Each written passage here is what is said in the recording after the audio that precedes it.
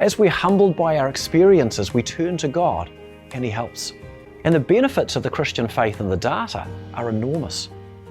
For example, a study in 2021 showed this faith giving people an 84% reduced risk of suicide, a 29% less chance of depression, and a 50% less chance of divorce.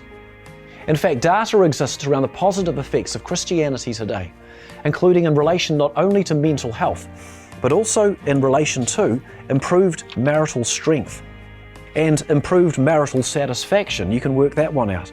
Life satisfaction, educational levels, income levels, generosity to charitable causes, volunteerism, more stable long-term relationships, and also improved health and a longer life. Regarding lifespan, one recent study showed a 7-year lifespan benefit for people who went to church. And a separate study in the US showed something that I think illustrates all of these points well. In a study of African American young people from broken homes who grew up in poorer, crime-ridden suburbs, they discovered something that could bring the equal and opposite effect to all of the bad stuff, and it was mere church attendance. Rosalie, who used to go to the church we go to, she's moved overseas. She grew up in a home where she says there was violence and she suffered several sexual assaults. She says this really affected her psychologically. And as a result, she lived a reckless life, doing anything she wanted. Then one day, she found herself facing the possibility of prison. She said to God, "If you can use someone like me, I will serve you." The judge, after what she says seemed like the longest period of time, said, "I don't know why I'm doing this, but I'm going to give you probation." In that moment, she says she knew God had heard her. So she went to visit an auntie who she knew was a Christian. And after praying, the immediate change was that she had a sense of peace that she'd never known before and a sense of belonging. Despite all her darkness, she knew she'd been accepted by God, and she was not only changed as a result then, a truly fulfilling life has followed. And my point is, there's a pattern to the stories, and they are in evidence.